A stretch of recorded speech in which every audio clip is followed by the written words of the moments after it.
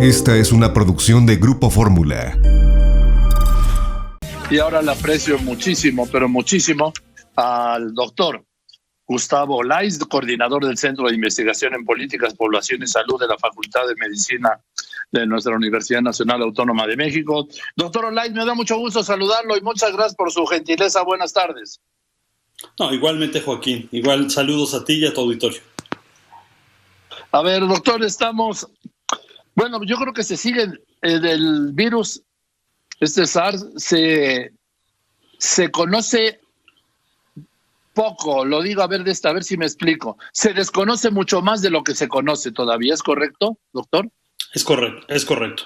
O sea, estamos en este proceso de identificación desde las formas clínicas en que se produce, también toda la parte de secuelas que apenas estamos empezando a entender. Esa parte estamos muy atrasados. Igual nos pasa también con vacunas y otras cosas, ¿no? Pero bueno, creo que para la velocidad que se ha tenido en esa pandemia, no vamos tan mal en cuanto a la información que hemos recopilado y lo que conocemos. Ahora el reto será conocer las secuelas de mediano y largo plazo, que dependerá nada más del tiempo, ¿no? Correcto, es cierto. O sea, sabemos que hay muchísimas. Sabemos que un porcentaje de la población, un porcentaje importante de la población, está teniendo y va a tener secuelas. Entonces, ahora no solamente acabar con el COVID, sino después atender los casos post-COVID, que va a ser un problema relevante. Hay especialistas que me han dicho, doctor Olaiz Fernández, que los órganos que hay que revisar, básicamente el corazón, pulmones, riñones e incluso cerebro. ¿Coincide usted con esto o es demasiado? Es correcto. La revisión sería general? No, bueno, primero una revisión general, pero ciertamente son los 4 órganos de choque para el coronavirus y para sus secuelas. Entonces, sí, ahí es donde vamos a tener más problemas. Y algunos muy notables, ¿no? Algunos ya los tenemos. Las restricciones respiratorias, por ejemplo, el efecto que nos deja en los pulmones son cicatrices y eso nos hace perder capacidad respiratoria. Entonces, ya sabemos que hay un grupo importante, puede ser hasta el 25% de la población, que tenga una restricción pulmonar relevante. Entonces, sí hay algunos órganos que es más fácil identificar. Otros, como va a ser el cerebro, va a ser un poquito más difícil de identificar hasta dónde llegan las secuelas del COVID. Pero sabíamos que esto podía pasar. Cualquier virus puede tener este tipo de efecto a largo plazo en nuestra economía. Sí, porque además... obviamente que el mediano plazo hay que esperar que se cumpla y mucho más el largo plazo. Quizá en el mediano plazo se puedan confirmar o desestimar, o en el largo plazo confirmar o desechar algunas de las teorías que hoy se tengan, ¿no? Es correcto, ¿no? O sea, apenas tenemos un año desde los primeros casos. Hemos pasado por muchas etapas, ¿no? De decir, pues no va a durar la inmunidad, ahora sí va a durar, no sabemos qué tanto. Yo creo que dejemos que la evolución y la ciencia nos den los datos que requerimos para saber hasta dónde y qué tenemos que hacer. En el tema ¿usted cree, como me decía una persona, que el ADN del ADN individual pueda hacerlo a uno más vulnerable al contagio o más vulnerable a la profundidad de la infección o incluso a la muerte? Más que el ADN es algunas composiciones de nuestras células, ¿no? De lo que sí ya sabemos muy bien es el tipo de receptor que tiene el virus en nuestro cuerpo. Es un receptor muy especial, el AC2, pero este AC2 tiene características peculiares. En algunas gentes se expresa mucho más que en otras, y en quien tenga más expresión va a tener mayor facilidad de unirse al virus.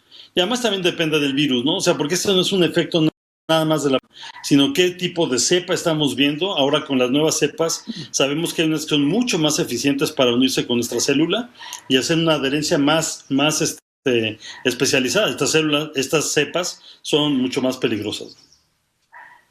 Yo he insistido una y otra vez, doctor, que la mejor vacuna es la que hay y la peor vacuna es la que no se pone. Sobre todo ahora que ha surgido este tema del AstraZeneca en Europa.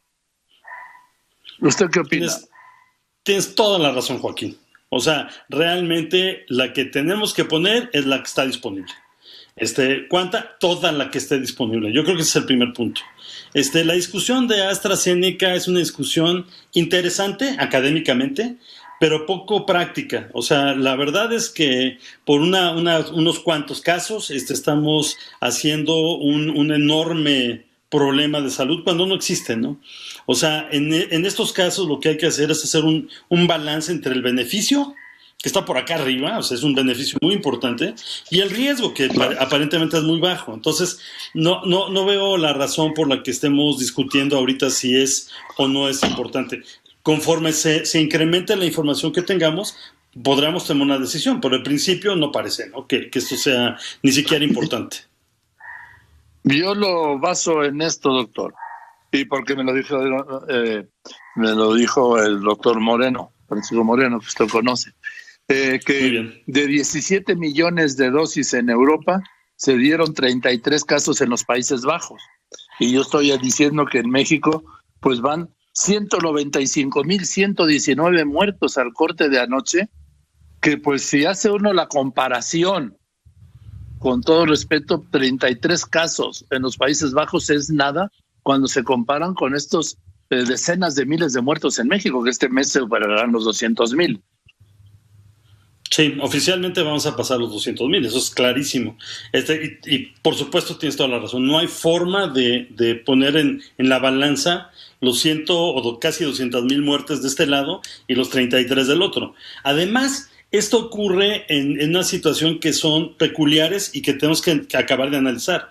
O sea, las poblaciones de México y las de Holanda, por mucho que queramos parecernos, no nos parecemos tanto. Entonces, hay que ver qué pasa en los mexicanos. Esa es la parte que a nosotros nos corresponde hacer. Sí, es que esto lo que está diciendo el doctor Gustavo Lais Fernández es fundamental. Y yo no digo porque seamos mexicanos, le digo porque pues aquí estamos acostumbrados a respirar lo que respiramos, a comer lo que comemos, a beber el agua que bebemos. Es decir, tenemos una serie de anticuerpos por vivir, por ejemplo, en las grandes ciudades del país, que por ejemplo no los pueden tener en Holanda o en Suecia, ¿no? Es correcto, vivimos en un ambiente un poco agresivo, sobre todo los que vivimos, por ejemplo, en la Ciudad de México, ¿no? Eso no hay duda. Entonces, sí tenemos diferencias importantes.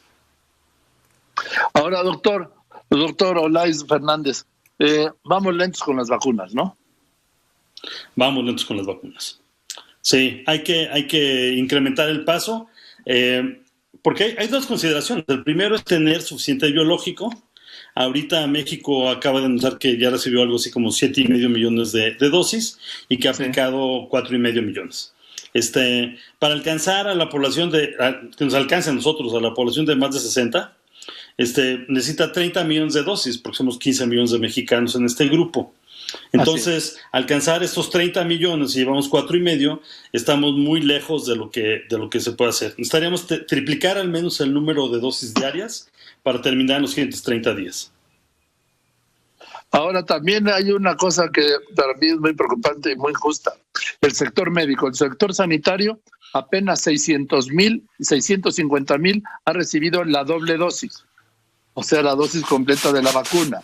Y hay decenas de miles de México, yo diría que centenares de miles, no solo de médicos, hablo de toda la cadena del personal sanitario, desde médicas y médicos hasta el personal de limpieza, que no ha sido vacunado, doctor, y que pues es un peligro y sobre todo, insisto, es una injusticia. Así es, o sea, no quiero sonar dramático, pero sí lo es. El personal de salud ha puesto todo de su parte para contender con esta epidemia, empezando por su vida, ¿no? O sea, somos el país que más muertos tienen en personal de salud. No es justo que no sea el primer grupo que esté vacunado y plenamente. O sea, hay que reconocer el trabajo, el esfuerzo, el sacrificio que se ha hecho y reconocerlo de la mejor manera, que es, pues, apliquémosle la vacuna a ellos. Ahora, en algunos casos hemos tenido muy buenas noticias con respecto a la ventaja que da algunas vacunas en la primera dosis. Entonces, no es que sea urgente poner la segunda, pero sí es necesario en este personal que es el que está más expuesto y seguirá siendo el más expuesto de todos. Sí, por ejemplo, para el sector privado de la medicina no ha habido ni una vacuna. No, no. Y no es que estén en una situación de tranquilidad, ni mucho menos. Han estado igualmente, o hemos estado trabajando paso con paso en este proceso, o sea, no es menor. Y ahora las ventajas que esto significa es que el médico mexicano ahora, que en algún momento hace mucho tiempo lo platicamos, es que ya aprendimos cómo tratar el COVID, qué no hacer, qué sí hacer, y creo que la población está recibiendo cada vez mejores tratamientos porque el tributo a ese sacrificio del personal de salud ha sido mejores médicos, mejor personal de salud, mejores tratamientos. Entonces hay que aprovecharlos al máximo. Ahora, esto se puede venir abajo si tenemos cepas que desconozcan, cepas nuevas del virus que desconozcan los anticuerpos que hemos hecho contra las cepas originales del COVID. ¿Incluido la vacuna? Incluido la vacuna.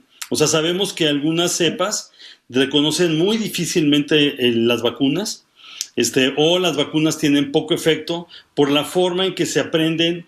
No es que aprenda, pero como se han ido evolucionando para mimetizarse y para no parecer partículas extrañas. Entonces, por eso lo importante no es esperarse, sino decir, vamos a vacunar ahorita, cubrimos a todos y nos olvidamos de este riesgo que potencialmente es muy importante. En fin, pues, doctor, muchas gracias, doctor Olay Fernández, le aprecio mucho y pues para mí es un privilegio hablar con usted. Se le aprecio de verdad, gracias. Muchísimas gracias. Muchas gracias. Esta fue una producción de Grupo Fórmula.